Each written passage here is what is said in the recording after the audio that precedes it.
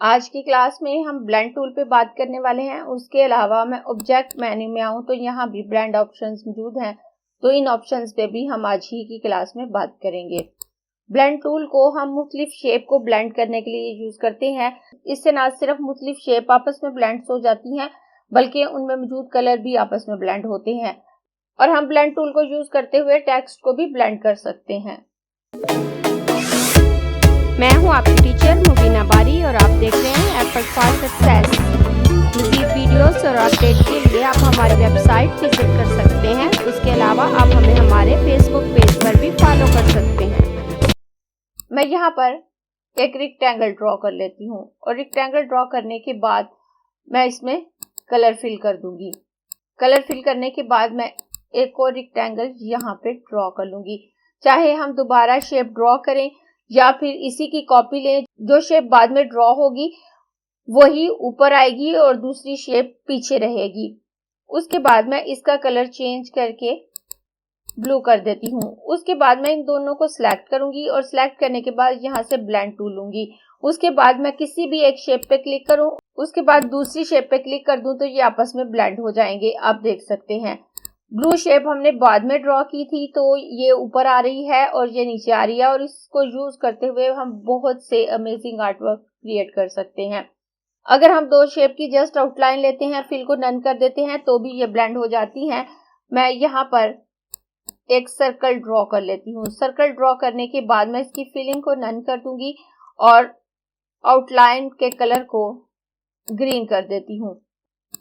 मैं इसकी एक कॉपी लूंगी और कॉपी लेने के बाद मैं इस कॉपी का कलर चेंज करके पिंक कर देती हूँ और उसके बाद मैं इन दोनों शेप को सिलेक्ट करूंगी। सिलेक्ट करने के बाद यहाँ से ब्लेंड टूल लूंगी। अगर हमारी फिलिंग नन है तो मैं इसके दरमियान में क्लिक करूं तो आप देखें ये ब्लेंड नहीं होंगे क्योंकि दरमियान में फिल मौजूद नहीं है। लेकिन अगर आपकी फिल नन है तो आप इसकी आउटलाइन पे क्लिक करेंगे। तो मैं यहाँ इस आउटलाइन पे क्लिक करूंगी, उसके बाद इस आउटलाइन पे क्लिक करूंगी, तब आप देखें ये कुछ इस तरह से ब्लेंड हुए हैं। जब इनमें फिल नहीं होगा और मैं दो आउटलाइन पे क्लिक करूंगी तो ये दोनों ब्लेंड होते होते दरमियान में से बिल्कुल क्लोज हो जाएंगे और उसके बाद फिर इस तरह से ब्लेंड होंगे, तो ये बिल्कुल एक अलग सा ऑब्जेक्ट हमारे पास आता है। लेकिन अगर आप इस तरह से नहीं चाह रहे कि इस तरह से आपके ऑब्जेक्ट ब्लेंड हो, तो आप ऑब्जेक्ट मेन्यू में मौजूद ऑप्शन को यूज कर सकते हैं। मैं यहाँ से कंट्रोल जी करूंगी। कंट्रोल जी करने के बाद मैं इन दोनों को सिलेक्ट करूंगी और ऑब्जेक्ट मेन्यू में आऊंगी। ऑब्जेक्ट मेन्यू में आकर यहाँ पर ब्लेंड ऑप्शन पे आऊंगी और सबसे पहले मेक ऑप्शन है, मैं इस पे क्लिक करूं तो अब आप देखें ये इक्वली ब्लेंड हुए हैं। अब दरमियान में से ये थिन नहीं हो रहे। मैं यहाँ पर एक ओवल शेप ड्रॉ करूंगी। ओवल शेप ड्रॉ करने के बाद मैं डायरेक्ट सिलेक्शन टूल लेकर इस एंकर पॉइंट को सिलेक्ट करके कन्वर्ट टू कॉर्नर कर देती हूँ। कन्वर्ट टू कॉर्नर करने के बाद कुछ इस तरह की शेप मेरे पास आई है।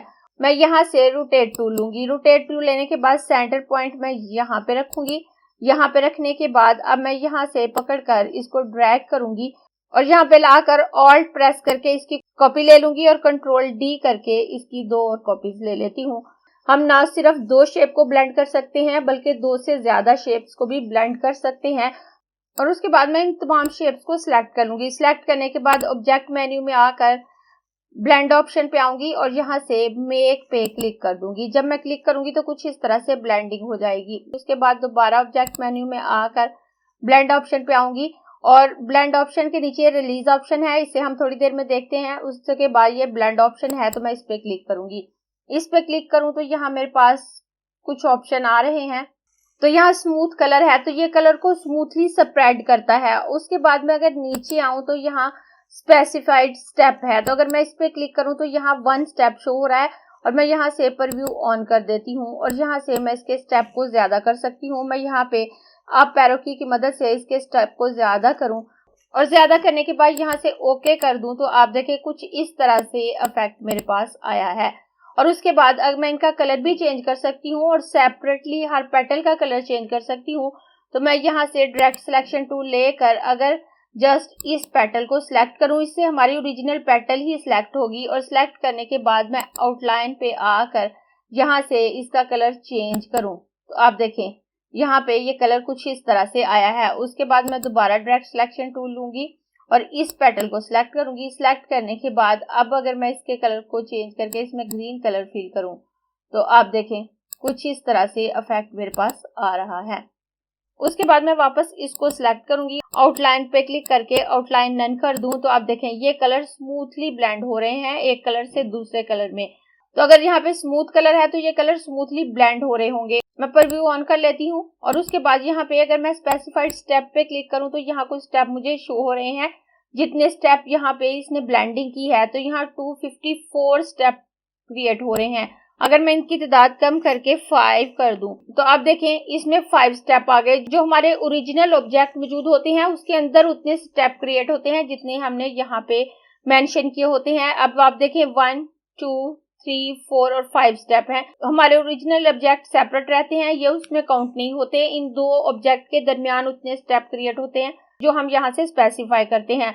हम यहाँ लिखकर भी स्पेसिफाई कर सकते हैं। उसके अलावा अगर हम इस पे क्लिक करके अप एरो की प्रेस करें तो स्टेप की तादाद ज्यादा होने लगती है और अगर डाउन एरो की प्रेस करें तो स्टेप की तादाद कम होने लगती है।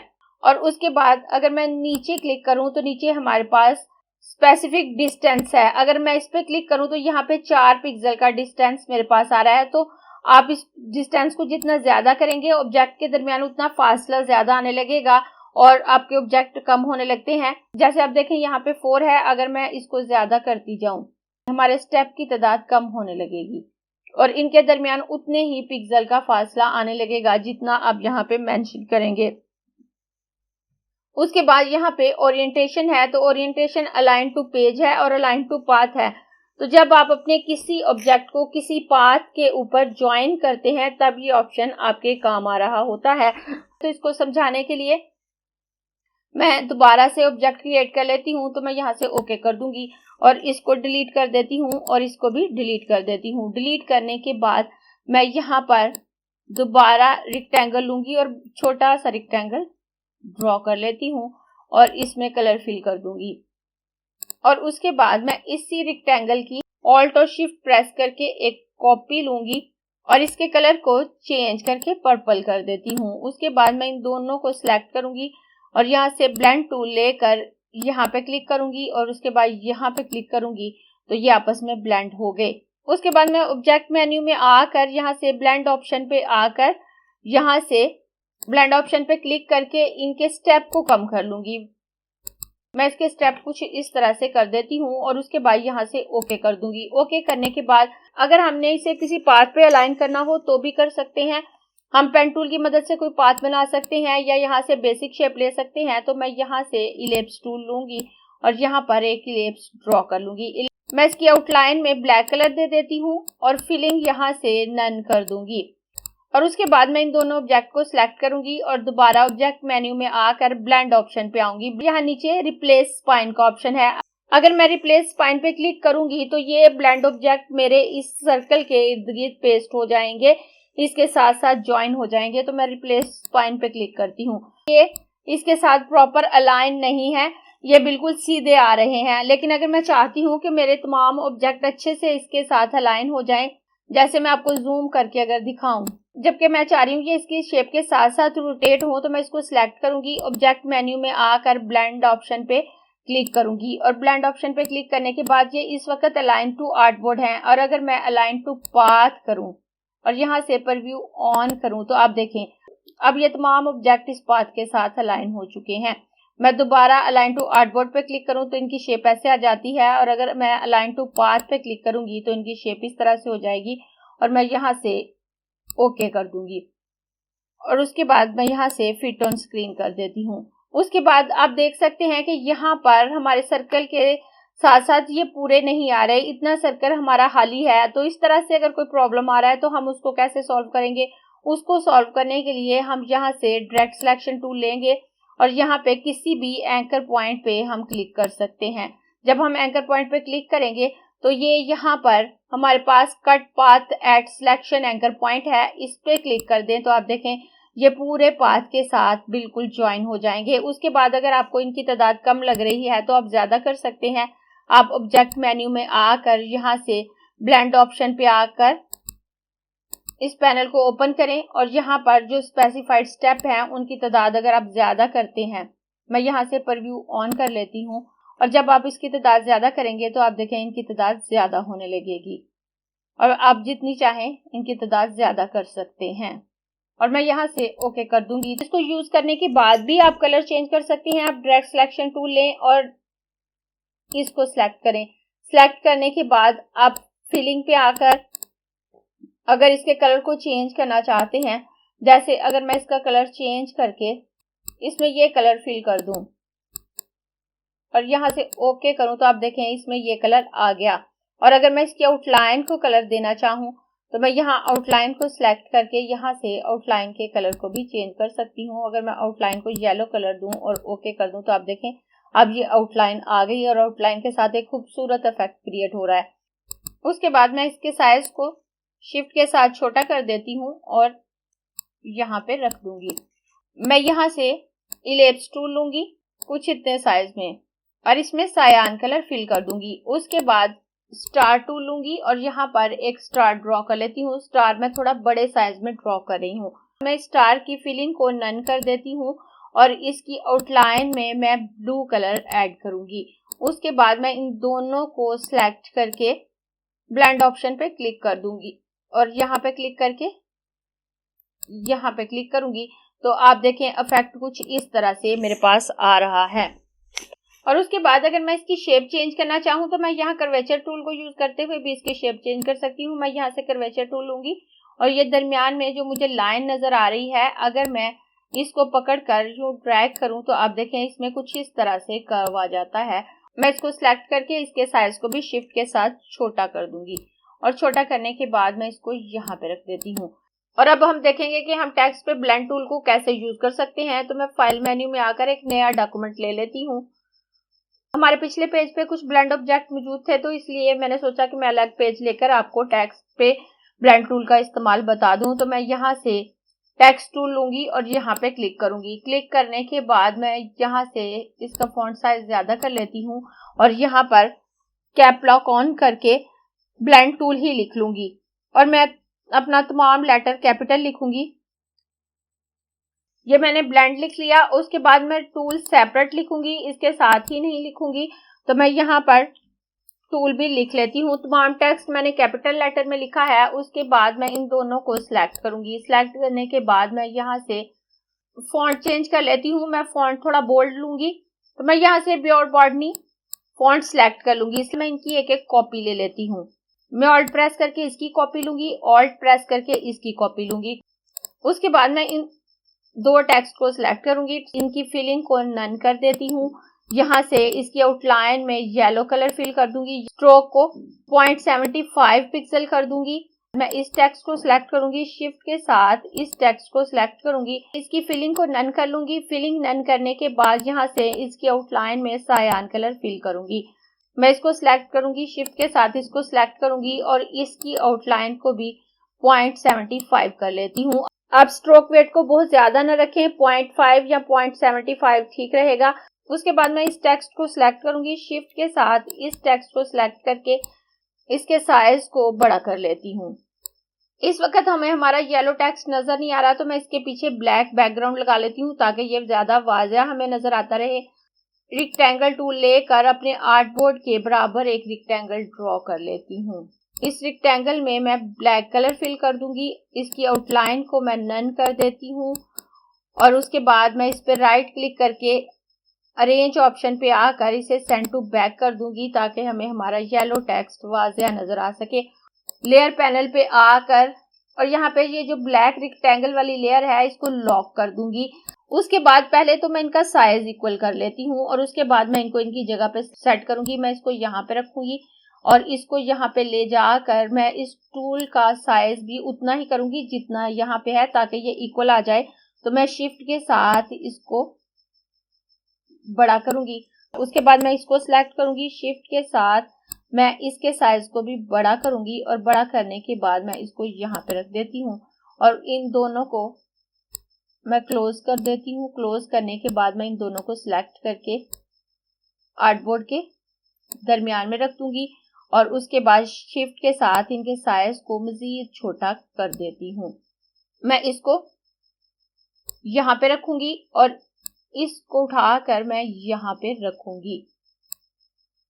यहाँ पे रखने के बाद मैं इसकी एक कॉपी ले लेती हूँ ऑल्ट के साथ और इस टेक्स्ट की भी एक कॉपी ऑल्ट के साथ यहाँ पे ले लूंगी। तमाम टेक्स्ट को सिलेक्ट करूंगी। सिलेक्ट करने के बाद मैं यहाँ अलाइन ऑप्शन पे आकर इनको सेंटर अलाइन कर देती हूँ ताकि इनकी अलाइनमेंट यहाँ पे फिक्स हो जाए। इसको सिलेक्ट करूंगी, शिफ्ट के साथ इसको सिलेक्ट करूंगी। सिलेक्ट करने के बाद मैं ऑब्जेक्ट मेन्यू में आकर यहाँ ब्लेंडिंग ऑप्शन पे आकर मेक पे क्लिक करूंगी तो इसने इसके दरमियान कुछ कॉपीज जनरेट कर दी। अब मैं इन कॉपीज की तादाद को ज्यादा कर सकती हूँ तो मैं दोबारा ऑब्जेक्ट मेन्यू में आकर ब्लेंड ऑप्शन पे आकर यहाँ से ब्लेंड ऑप्शन पे क्लिक कर दूंगी। क्लिक करने के बाद मैं यहाँ पे आकर स्पेसिफाइड स्टेप पे आऊंगी और इन स्टेप की तादाद मैं 75 कर देती हूँ और मैं प्रीव्यू ऑन करके देख लूंगी कि मुझे मेरा रिक्वायर्ड रिजल्ट मिल रहा है कि नहीं। और ये रिजल्ट मेरा ठीक है, जैसा रिजल्ट मैं चाह रही थी। उसके बाद मैं यहाँ से ओके कर दूंगी। मैं इसको सिलेक्ट करूंगी, शिफ्ट के साथ इसको सिलेक्ट करूंगी। ऑब्जेक्ट मेन्यू में आकर ब्लेंड ऑप्शन पे आकर मेक पे क्लिक करूंगी। दोबारा ऑब्जेक्ट मेन्यू में आकर ब्लेंड ऑप्शन पे आकर यहाँ से ब्लेंड ऑप्शन पे आऊंगी। यहाँ से स्पेसिफाइड स्टेप, यहाँ से स्टेप की तादाद में 75 कर देती हूँ और यहाँ से प्रीव्यू ऑन करके इसको ओके कर दूंगी। तो ये कुछ इस तरह से इफेक्ट मेरे पास आ रहा है। टेक्स्ट को सिलेक्ट करूंगी और यहाँ से इसकी आउटलाइन की थिकनेस को 5 पिक्सल कर देती हूँ और 5 पिक्सल करने के बाद मैं इसके कलर को थोड़ा सा डार्क कर लूंगी और ओके कर दूंगी। ओके करने के बाद मैं इस टेक्स्ट को सिलेक्ट करूंगी और यहाँ से आई ड्रॉपर टूल लेकर इस पे क्लिक करूं तो वही प्रॉपर्टीज इस पे भी अप्लाई हो जाती हैं। इसकी आउटलाइन भी ज्यादा हो जाएगी और कलर भी। और उसके बाद मैं इस टेक्स्ट को उठाकर इसके ऊपर सेट कर दूंगी। अब ये मेरा टेक्स्ट बैक में चला गया है तो मैं इस पे राइट क्लिक करके अरेंज ऑप्शन पे आकर इसे ब्रिंग टू फ्रंट कर देती हूँ तो ये फ्रंट पे आ गया। उसके बाद मैं इस टेक्स्ट को भी यहाँ पे सेट कर देती हूँ। ये भी बैक में चला गया तो मैं इस पे राइट क्लिक करूंगी, अरेंज ऑप्शन पे आकर इसे ब्रिंग टू फ्रंट कर दूंगी तो ये भी फ्रंट पे आ गया। और इसके साइज में कुछ फर्क आ रहा है तो मैं इसके साइज को थोड़ा बड़ा करके सेट कर देती हूँ। उसके बाद यहाँ से मुझे इनको बिल्कुल क्लोज करना है तो क्लोज करने के लिए अगर मुझे इनको कुछ चेंज करना है तो मैं यहाँ से डायरेक्ट सिलेक्शन टूल लेकर यहाँ पे आऊँ तो यहाँ मुझे एक लाइन नजर आएगी। मैं इस पे क्लिक करूंगी तो उसके बाद यहाँ से डायरेक्ट सिलेक्शन टूल लूंगी तो मैं इसको सिलेक्ट कर सकती हूँ और उसके बाद मैं इसको पकड़कर थोड़ा सा नीचे को ड्रैग करूँ तो ये इसके क्लोज हो जाएगा। मैं इसको सिलेक्ट करूंगी। सिलेक्ट करने के बाद यहाँ से कर्वेचर टूल लूंगी तो ये दरमियान में मुझे इसकी लाइन नजर आ रही है तो मैं अगर इसकी लाइन को यहाँ से पकड़कर यूं ड्रैग करके इसमें कर्व ऐड करूं तो ये टेक्स्ट कुछ इस तरह से हो जाएगा। अगर मैं कर्व को इस तरफ को ड्रैग करूं तो ये इस तरफ को ड्रैग हो जाएगा। उसके बाद मैं इसको सिलेक्ट करूंगी और सिलेक्ट करने के बाद दोबारा कर्वेचर टूल लेकर यहाँ पे क्लिक करके इसको इस तरह से ड्रैग कर दूं तो ये कुछ इस तरह से इफेक्ट हमारे पास आ जाएगा। उसके बाद अब अगर हम इनमें स्टेप की तादाद कुछ ज्यादा करना चाहें तो कर सकते हैं और मैं इसको सिलेक्ट करूंगी। सिलेक्ट करने के बाद ऑब्जेक्ट मेन्यू में आकर दोबारा ब्लेंड ऑप्शन पे आकर ब्लेंड ऑप्शन पे क्लिक करूंगी और प्रीव्यू ऑन करके यहाँ स्टेप की तादाद कुछ ज्यादा कर देती हूँ और मैं यहाँ स्टेप की तादाद को 100 कर देती हूँ और ओके कर दूंगी। उसके बाद मैं इसको सिलेक्ट करूंगी। सिलेक्ट करने के बाद ऑब्जेक्ट मेन्यू में आकर ब्लेंड ऑप्शन पे आकर और यहाँ भी स्टेप की तादाद में 100 कर देती हूँ और ओके कर दूंगी। अगर आप टेक्स्ट पे ब्लेंड टूल अप्लाई कर रहे हैं तो बहुत जरूरी है कि आप उसको एक्सपेंड कर दें। या तो ब्लेंड अप्लाई करने से पहले आप उसे कन्वर्ट टू आउटलाइन कर लें, उस तरह से आपका टेक्स्ट ऑब्जेक्ट में कन्वर्ट हो जाएगा। लेकिन अगर आप इसी तरह टेक्स्ट फॉर्म में इसको अपने क्लाइंट को भेजेंगे तो अगर उसके पास ये फॉन्ट नहीं होगा तो मिसिंग फॉन्ट का एरर आ सकता है। इसलिए जरूरी है कि जब आप टेक्स्ट पे ब्लेंड टूल को अप्लाई करें तो या तो पहले उसे कन्वर्ट टू आउटलाइन कर लें या बाद में उसको एक्सपेंड कर लें। तो मैं इनको सिलेक्ट करूंगी और सिलेक्ट करने के बाद ऑब्जेक्ट मेन्यू में आकर ब्लेंड ऑप्शन पे आकर यहाँ से एक्सपेंड कर दूंगी और सिलेक्शन खत्म करूंगी तो आप देखें अब ये एक्सपेंड हो चुका है। ये एक नॉर्मल ऑब्जेक्ट बन चुका है। अब आप इसको किसी को भी सेंड कर दे तो ये एज इट इज रहेगा। अब इसकी क्वालिटी खराब नहीं होगी। इसके अलावा हम डिफरेंट लाइंस को भी ब्लेंड कर सकते हैं। तो मैं इस तमाम ऑब्जेक्ट को सिलेक्ट करूंगी, राइट क्लिक करके मैं इसको ग्रुप कर देती हूँ। ग्रुप करने के बाद अब मैं इसको उठाकर यहाँ पे रख दूंगी और यहाँ पे कुछ लाइंस लगाकर आपको उनको ब्लेंड करके दिखाती हूँ। मैं यहाँ से पेन टूल लूँ और यहाँ से मैं कोई भी कर्व लाइन ड्रॉ कर लेती हूँ जैसी मैं चाहूँ। ये लाइन मैंने ड्रॉ कर ली। उसके बाद मैं यहाँ पे एक और लाइन ड्रॉ कर लूंगी। मैं यहाँ से आउटलाइन पे आकर इसमें पर्पल कलर फिल कर दूंगी। पर्पल कलर फिल करने के बाद मैं यहाँ से इसकी फिलिंग को नन कर देती हूँ। तो अब आप देखें ये एक पर्पल लाइन हमारे पास आ रही है। उसके बाद मैं इसको सिलेक्ट करूंगी और इसकी थिकनेस को मैं यहाँ से 0.75 कर देती हूँ और इसकी थिकनेस को भी मैं यहाँ से 0.75 कर दूंगी। उसके बाद मैं इस लाइन को सिलेक्ट करूंगी, शिफ्ट के साथ इस लाइन को सिलेक्ट करूंगी और सिलेक्ट करने के बाद ऑब्जेक्ट मेन्यू में आकर ब्लेंड ऑप्शन पे आकर मेक पे क्लिक करूं तो आप देखें ये खूबसूरत ब्लेंड ऑब्जेक्ट हमारे पास मौजूद है। और उसके बाद भी हम इसको चेंज कर सकते हैं। अगर मैं यहाँ से ड्रैग सिलेक्शन टूल लूं और लेने के बाद अगर मैं इसको ड्रैग करूं तो ये उसी तरह से ब्लेंड होने लगेगा जिस तरह से मैं इसको ब्लेंड करूंगी। आप देख सकते हैं अगर मैं इस लाइन को यहाँ से पकड़कर इस तरह से ड्रैग करूं तो इसकी ब्लेंडिंग कुछ इस तरह से हो जाएगी।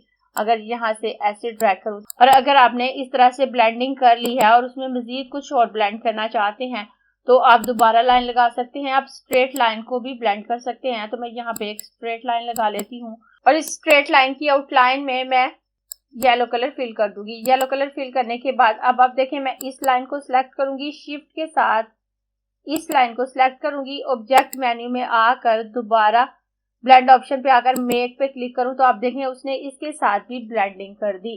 और इस तरह से आप डिफरेंट लाइन को ब्लेंड कर सकते हैं अपनी मर्जी से और इनको बैकग्राउंड में यूज कर सकते हैं। अगर मैं यहाँ से ड्रैग सिलेक्शन टूल लेकर इसको यहाँ नीचे तक लेके आऊं, जैसे जैसे चेंज कर रही हूँ इसकी ब्लेंडिंग उसी तरह से चेंज हो रही है और आप इनको खूबसूरत बैकग्राउंड बनाने के लिए यूज कर सकते हैं। उसके बाद ब्लेंडिंग से रिलेटेड 3 ऑप्शन हमारे पास रह जाते हैं जिनको बताने के लिए मैं अपने नेक्स्ट डॉक्यूमेंट पे आ जाती हूँ। तो यहाँ मेरे पास वही ऑब्जेक्ट हैं जो हमने थोड़ी देर पहले बनाना सीखे। तो यहाँ पे आप देखें हमारे पास ब्लू ऑब्जेक्ट ऊपर है। तो मैं इसको सिलेक्ट करूंगी। सिलेक्ट करने के बाद ऑब्जेक्ट मेन्यू में आकर ब्लेंड ऑप्शन पे आऊंगी। तो अब आप देखें यहाँ रिवर्स फ्रंट टू बैक है। अगर मैं इस पे क्लिक करती हूँ तो जो ऑब्जेक्ट हमारा फ्रंट में होगा वो बैक में चला जाता है। मैं रिवर्स फ्रंट टू बैक पे क्लिक करूँ और सिलेक्शन खत्म करके दिखाऊं तो अब आप देखें ये रेड ऑब्जेक्ट फ्रंट पे आ चुका है और ब्लू ऑब्जेक्ट बैक में जा चुका है। इस तरह से रिवर्स फ्रंट टू बैक से अगर आप अपने फ्रंट वाले ऑब्जेक्ट को बैक पे भेजना चाहते हैं तो भेज सकते हैं। उसके बाद मैं दोबारा इसको सिलेक्ट करूंगी और ऑब्जेक्ट मेन्यू में आकर ब्लेंड ऑप्शन पे आऊंगी। यहाँ सेकंड नंबर पे हमारे पास रिलीज ऑप्शन है। जब हमने 2 ऑब्जेक्ट या 2 से ज्यादा ऑब्जेक्ट पे ब्लेंडिंग अप्लाई की होती है और रिलीज ऑप्शन पे क्लिक करते हैं तो वो ब्लेंडिंग रिलीज हो जाती है और हमारे पास जस्ट हमारे ओरिजिनल ऑब्जेक्ट रह जाते हैं। तो मैं यहाँ पर अगर रिलीज पे क्लिक करूँ तो आप देखें हमारी ब्लेंडिंग खत्म हो जाती है और हमारे पास ओरिजिनल ऑब्जेक्ट रह जाते हैं। उसके बाद मैं इसको सिलेक्ट करूंगी और दोबारा ऑब्जेक्ट मेन्यू में आकर ब्लेंड ऑप्शन पे आऊंगी और उसके बाद यहाँ पे रिवर्स स्पाइन का ऑप्शन है। रिप्लेस स्पाइन से हम अपने ऑब्जेक्ट को किसी भी पाथ के इर्द गिर्द प्लेस करते हैं और प्लेस करने के बाद अगर हम उनको रिवर्स करना चाहते हैं तो हम रिवर्स स्पाइन का ऑप्शन यूज करते हैं। जैसे आप देखें मैं रिवर्स स्पाइन पे क्लिक करूं तो अब तो आप देखें पर्पल कलर यहाँ पे और ग्रीन कलर यहाँ पे था तो यहाँ पे ग्रीन आ गया और यहाँ पे पर्पल आ गया। मैं दोबारा ऑब्जेक्ट मेन्यू में आकर ब्लेंड ऑप्शन पे आकर अगर दोबारा रिवर्स स्पाइन पे क्लिक करूंगी ग्रीन की जगह पर्पल ऑब्जेक्ट चला जाएगा और पर्पल ऑब्जेक्ट की जगह ग्रीन। ये देखें। अगर आपको ये क्लास पसंद आई है तो लाइक कीजिए, अपने दोस्तों के साथ शेयर भी कीजिए ताकि वो भी सीख सके। आप अपने क्वेश्चंस और व्यूज नीचे कमेंट बॉक्स में लिख सकते हैं और अगर आपने चैनल सब्सक्राइब नहीं किया तो प्लीज सब्सक्राइब कीजिए ताकि आपको आने वाली वीडियोस का नोटिफिकेशन फौरन से मिल सके।